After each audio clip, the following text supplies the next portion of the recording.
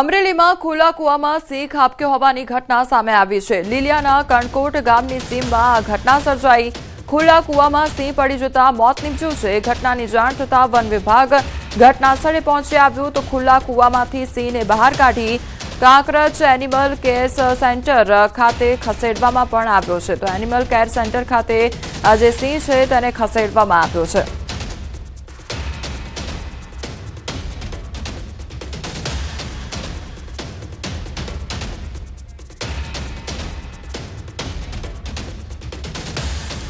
બગદાણા હુમલા કેસ મામલે મોટા સમાચાર સામે આવી રહ્યા છે. જયરાજ આહિરના જામીન મંજૂર થયા છે.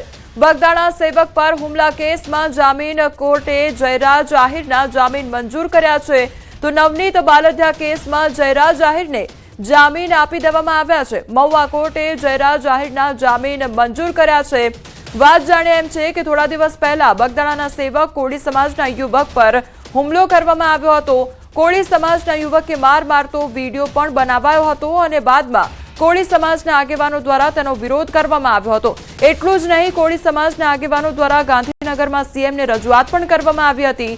ત્યારે સમગ્ર કેસની તપાસ માટે સત્વરે એસઆઈટીની રચના કરવામાં આવી હતી. આ બાદમાં આરોપી જયરાજ આહિરને ઝડપી લેવામાં આવ્યો હતો. ત્યારે હાલ તો મહુવા કોર્ટે જયરાજ આહિરના જામીન મંજૂર કરી દીધા છે.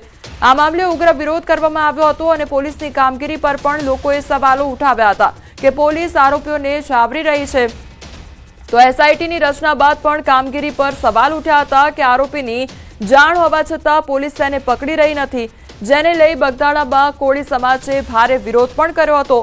એટલું જ નહીં, આ વિવાદ બાદ માયાભાઈ આહિરનો પણ એક વિડીયો વાયરલ થયો હતો કે જે થઈ રહ્યું છે તે બરાબર થઈ રહ્યું છે, જેને ધારાસભ્ય હીરા સોલંકીએ જવાબ આપતા કહ્યું હતું કે હું પણ એમ જ કહ્યું છે કે જે થયું તે થયું, પણ હવે અટકી જવાય. ત્યારે હાલ જયરાજ આહિરના કોર્ટે જામીન મંજૂર કરી દીધા છે.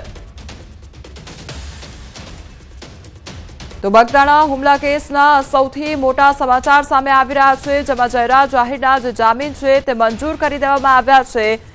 અનેક સવાલો પણ ઉઠાવવામાં આવ્યા હતા. પોલીસની કામગીરી પર પણ અનેક સવાલો ઉઠ્યા હતા.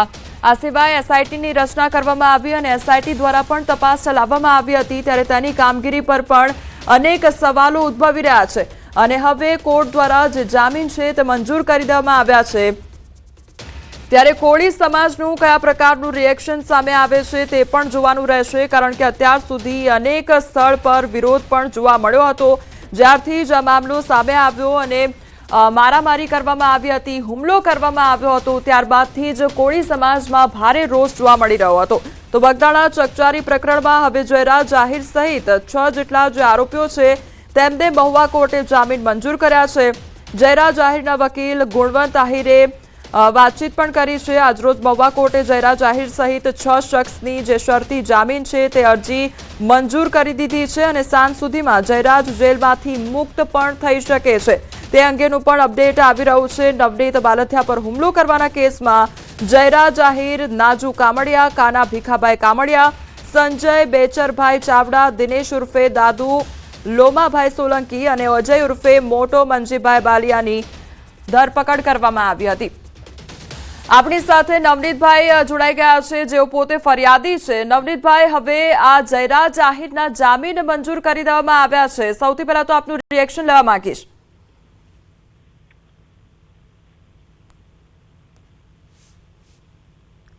જી નવનીતભાઈ.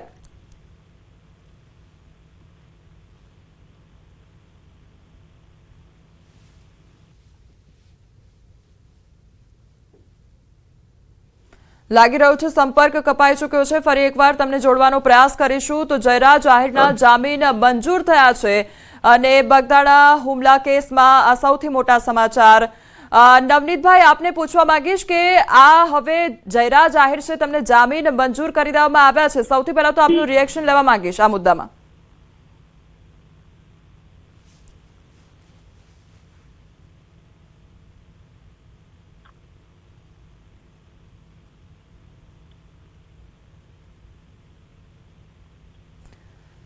તો બગદાણા હુમલા કેસ મામલે મોટા સમાચાર સામે આવી રહ્યા છે। જયરાજ આહિરના જામીન મંજૂર થઈ ગયા છે। બગદાણા સેવક પર હુમલા કેસમાં જામીન મંજૂર કર્યા છે કોર્ટે। તો જયરાજ આહિરના જામીન મંજૂર કર્યા, 14 દિવસ બાદ તેઓ જેલ બહાર આવશે।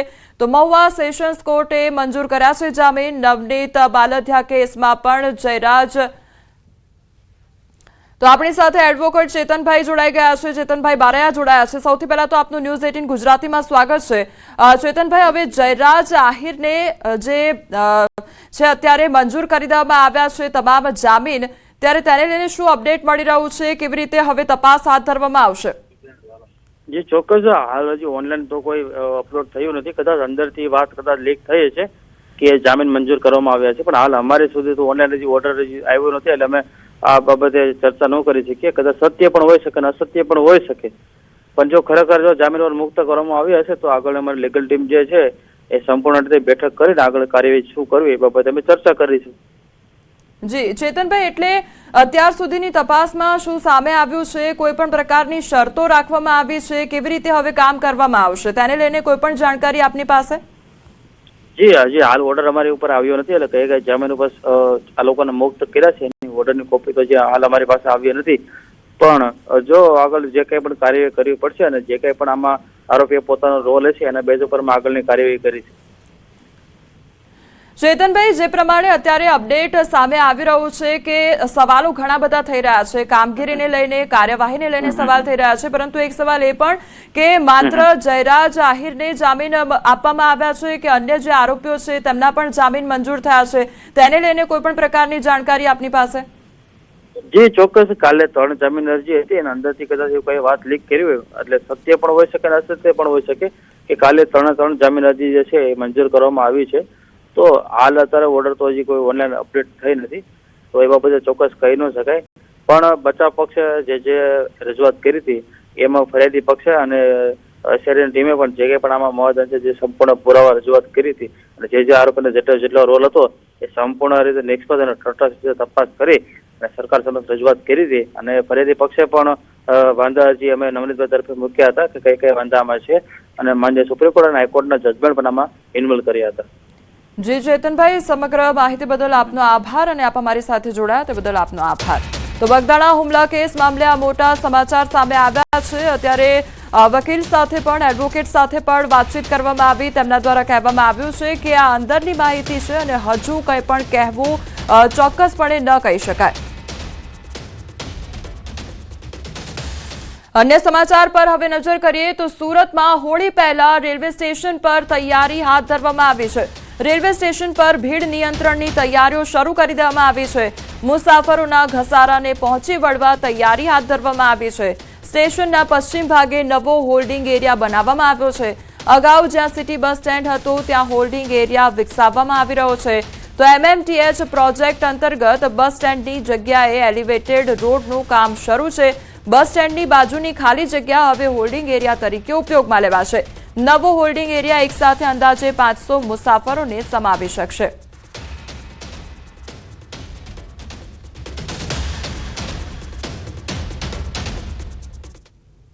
જર્જરિત સ્કૂલમાં ભૂલકાઓ ખુલ્લા આકાશમાં ભણવા મજબૂર બન્યા છે। એક તરફ સરકાર ભણશે ગુજરાત, આગળ વધશે ગુજરાતના મોટા દાવાઓ કરી રહી છે, પરંતુ મહેસાણાના હેડુવા હનુમંત ગામની પ્રાથમિક શાળાના દ્રશ્યો શિક્ષણ વ્યવસ્થાની વરવી વાસ્તવિકતા છતી કરી રહ્યા છે।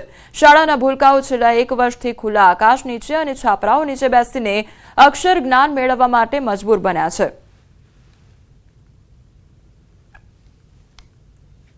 અત્યારે જે જગ્યાએ નજીક જ છે, ગામના અડીને જ જગ્યા છે, વિરોધ કોઈને ગામઠાણ મંજૂર થઈ ગયેલું જ છે એમાં, પણ એમાં ગાળો કોઈનો ફાળવેલો નહીં, એ જગ્યા એમનો જ પડી।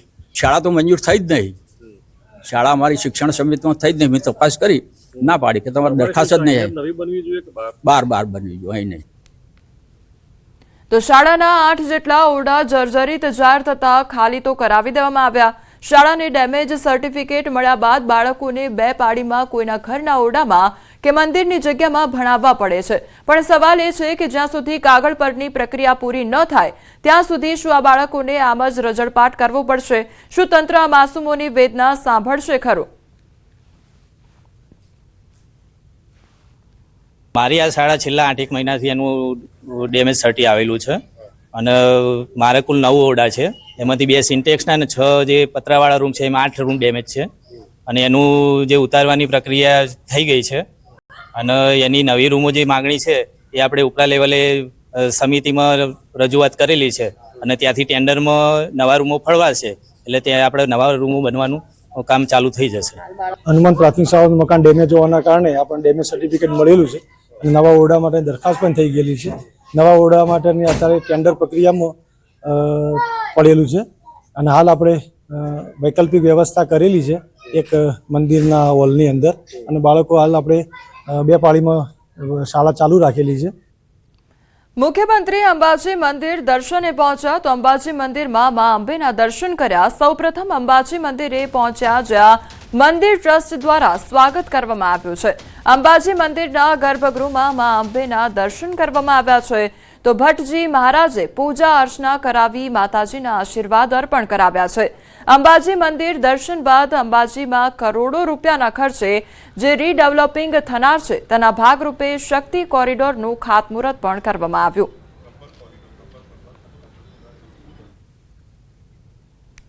તો મુખ્યમંત્રી ભૂપેન્દ્ર પટેલ અત્યારે અંબાજી ખાતે પહોંચ્યા છે અને અંબાજીમાં મંદિર જઈને દર્શન કરવામાં આવ્યા છે. અંબાજી મંદિરમાં મા અંબેના દર્શન કર્યા. સૌપ્રથમ અંબાજી મંદિરે પહોંચ્યા જ્યાં મંદિર ટ્રસ્ટ દ્વારા સ્વાગત પણ તેમનું કરવામાં આવ્યું. અંબાજી મંદિરના ગર્ભગૃહમાં મા અંબેના દર્શન કરીને તેઓએ ધન્યતા અનુભવી છે. ભટ્ટજી મહારાજે પૂજા અર્ચના પણ કરાવી અને માતાજીના આશીર્વાદ અર્પણ કરાવ્યા છે. અંબાજી મંદિર દર્શન બાદ અંબાજીમાં કરોડો રૂપિયાના ખર્ચે જે રીડેવલપિંગ થનાર છે તેના ભાગરૂપે શક્તિ કોરિડોરનું ખાતમુહૂર્ત પણ કરવામાં આવ્યું.